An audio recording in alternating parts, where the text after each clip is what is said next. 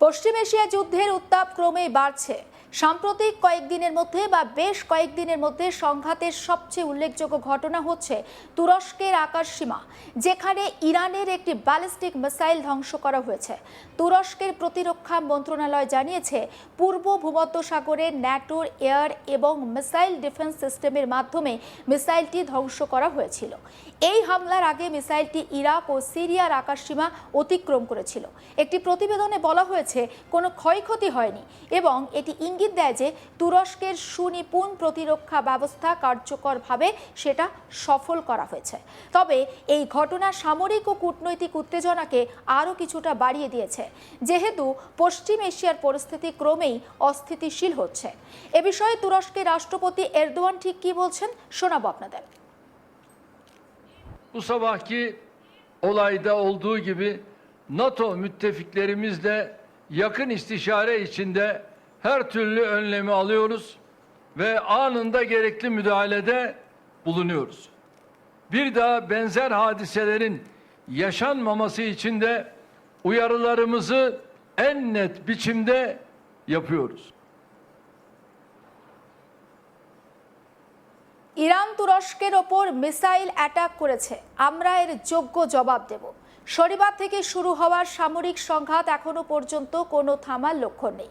যুদ্ধ বিমান, drone, ballistic missile এবং প্রতিরক্ষা সিস্টেমের মধ্যে চলমান সংঘাতের মধ্যে সাধারণ মানুষের দৈনন্দিন জীবন ধীরে ধীরে বিপর্যস্ত হচ্ছে। পশ্চিম এশিয়ার আকাশ জুড়ে কেবল যুদ্ধের গর্জন, সাইরেন, আগুনের ঝলকানি এবং ধ্বংসের শব্দ শুধু দেখা যাচ্ছে, শোনা যাচ্ছে। আমেরিকার প্রেসিডেন্ট ডোনাল্ড ট্রাম্প ইরানকে হুঁশিয়ারি দিয়েছেন।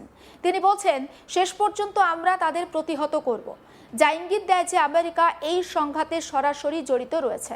অন্যদিকে তেহরানও হুমকি দিয়েছে, হামলা বন্ধ না হলে তারা আত্মসমর্পণ করবে না। ইরানের সংবাদ মাধ্যম সূত্র জানা যাচ্ছে, তেহরান শহরে একাধিক স্থানে বিস্ফোরণের শব্দ শোনা যাচ্ছে।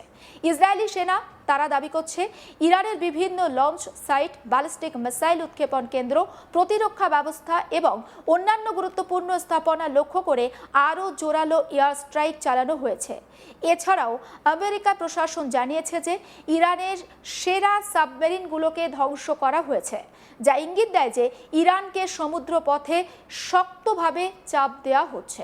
অন্যদিকে ইরানের প্রতিরক্ষা বাহিনী ইসরায়েলি লক্ষ্যবস্তুতে ক্ষেপণাস্ত্র হামলা চালাচ্ছে, যা এই যুদ্ধকে আরও জটিল করে তুলছে। যুদ্ধের ষষ্ঠ দিনে পরিস্থিতি ক্রমে উত্তপ্ত হচ্ছে।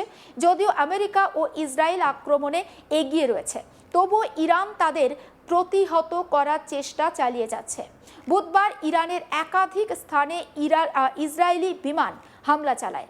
একই সঙ্গে দুবাইতে অবস্থিত আমেরিকার উপদূতাবাসকে লক্ষ্য করে ইরানের হামলার খবর সামনে এসেছে। এদিকে শ্রীলঙ্কার উপকূলে ইরানের যুদ্ধ জাহাজকে ধ্বংস করেছে আমেরিকার সাবমেরিন। এই ঘটনাগুলো নির্দেশ দেয় যে ইরান ও আমেরিকা ইসরায়েলের মধ্যে যে যুদ্ধ শুরু হয়েছে সেটা শুধু স্থলসীমা নয়, সমুদ্র আকাশেও ছড়িয়ে পড়েছে। যুদ্ধের আগুনে সবচেয়ে বেশি ক্ষতিগ্রস্ত হচ্ছে সাধারণ মানুষ।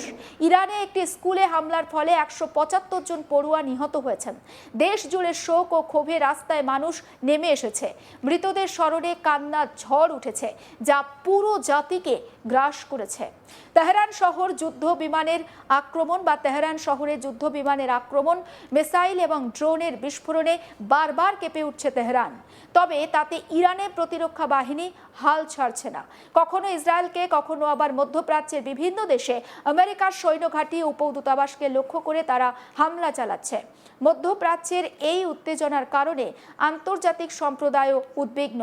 ন্যাটোর সদস্য দেশগুলো তুরস্ককে সমর্থন জানিয়েছে এবং আঞ্চলিক নিরাপত্তা বজায় রাখতে তারা উদ্যোগ নিয়েছে। জাতিসংঘ বিভিন্ন বার্তা দিয়ে উভয় পক্ষকে শান্তিপূর্ণ সমাধানের আহ্বান জানাচ্ছে। তবে যুদ্ধের তীব্রতা হ্রাস পাচ্ছে না। বিশেষজ্ঞরা আশঙ্কা করছেন, যদি এই সংঘাত আরও দীর্ঘায়িত হয় তবে এটি পুরো মধ্যপ্রাচ্যকে অস্থিতিশীল করে দিতে পারে। তুরস্ক, ইরান, ইসরায়েল, আমেরিকার মধ্যে কূটনৈতিক সম্পর্ক ও সামরিক চাপ ক্রমেই বাড়ছে। বিশেষজ্ঞরা বলছেন, ইরানের ব্যালিস্টিক মিসাইল ধ্বংস হওয়া এবং ইরান, ইসরায়েল, আমেরিকার সংঘাত একটি নতুন দিগন্তের দিকে নিয়ে যাচ্ছে। এটি কেবল আঞ্চলিক নয়, বৈশ্বিক নিরাপত্তার জন্য একটা হুমকি। সাংবাদিক ও কূটনৈতিক যারা বিশ্লেষক রয়েছেন তারা আরও উল্লেখ করছেন যে এই সংঘাতের ফলে তুরস্ক ও ন্যাটোর উপস্থিতি মধ্যপ্রাচ্যে আরও দৃঢ় হচ্ছে। তবে প্রশ্ন হলো, এই পরিস্থিতি কবে শান্ত হবে এবং সাধারণ মানুষ ঠিক কতটা সহ্য করতে পারবে এই পরিস্থিতি। পশ্চিম এশিয়া যুদ্ধের আগুন ক্রমেই জ্বলছে। ইরানের প্রতিহার এবং আমেরিকা ও ইসরায়েলের সামরিক আক্রমণ, তুরস্কের প্রতিরক্ষা ব্যবস্থা, ন্যাটোর হস্তক্ষেপ, সাধারণ মানুষের দুর্দশা সবকিছু মিলিয়ে একটা বড় বৈশ্বিক নিরাপত্তা আর সংকটের আভাস দিচ্ছে। যুদ্ধ থামার তো কোনো সম্ভাবনা আপাতত আছে বলে মনে হচ্ছে না এবং প্রত্যেকটা নতুন হামলা মধ্যপ্রাচ্যের যে একটা অস্থির পরিস্থিতি সেটা আরও গভীর করছে। বর্তমান পরিস্থিতি থেকে বেরিয়ে আসতে না পারলে একটা বিশাল আন্তর্জাতিক সংকট তৈরি হতে পারে। ষষ্ঠ দিনে পড়েছে রাশিয়া ইরানের যুদ্ধ। আমরা জানি মধ্যপ্রাচ্যের আকাশ এখনো ধোঁয়ার কুণ্ডলিতে ঢেকে রয়েছে। সমুদ্রপথে টান টান উত্তেজনা আর কূটনৈতিক মহলে চরম উদ্বেগ। সংঘর্ষ থামার কোনো লক্ষণ নেই, বরং প্রত্যেক দিন ভয়ঙ্কর রূপ নিচ্ছে পরিস্থিতি। দুপক্ষই যেন 1 ইঞ্চি জমি ছাড়তে নারাজ।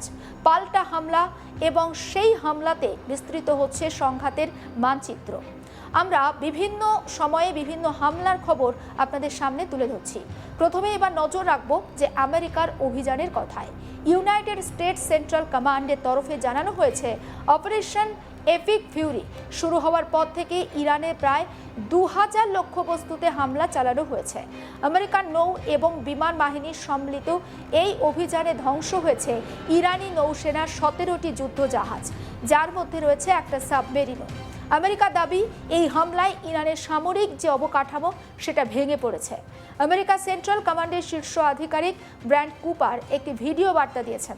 সেই বার্তায় তিনি বলছেন, আরব উপসাগর, হরমুজ প্রণালী কিংবা ওমান উপসাগরে একটি ইরানি যুদ্ধজাহাজ চলাচল করছে না। তার বক্তব্য, আমেরিকার বাহিনীর সমন্বিত আক্রমণ ইরানের সমুদ্র প্রতিরক্ষা ব্যবস্থাকে একেবারে পঙ্গু করে দিয়েছে এবং অভিযানে অংশ নিয়েছে 50,000-এরও বেশি সেনা, 200-রও বেশি যুদ্ধ বিমান, 2টি বিমানবাহী রণতরী এবং দূরপাল্লার বোমারু বিমান। বিশেষজ্ঞরা বলছেন, হরমুজ প্রণালী দখল বা নিয়ন্ত্রণে রাখার প্রশ্নে এই সংঘর্ষের গুরুত্ব অপরিসীম। বিশ্বের উল্লেখযোগ্য অংশের জ্বালানি সরবরাহ এই প্রণালী দিয়েই হয়। ফলে এখানে কোনো অস্থিরতা মানে বিশ্ববাজারে তেলের দাম বাড়বে, এটা স্বাভাবিক ঘটনা। ইতিমধ্যে আন্তর্জাতিক বাজার একটা অস্থির হয়েছে, তার ইঙ্গিত পাওয়া গিয়েছে। আন্তর্জাতিক বাজারের এই অস্থিরতা কি কোনোভাবে থামাতে পারবে মধ্যপ্রাচ্যের এই যুদ্ধ, নাকি এই যুদ্ধ জারি রেখে আরও আন্তর্জাতিক বাজারে অস্থিরতা বৃদ্ধি পাবে? সেদিকে আমরা নজর রাখবো।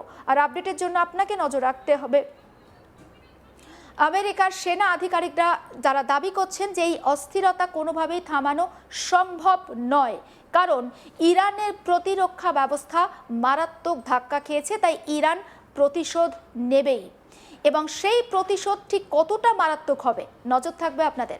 আপনি আপডেটের জন্য নজর রাখবেন আজ তাক বাংলায় আর অবশ্যই সাবস্ক্রাইব করবেন।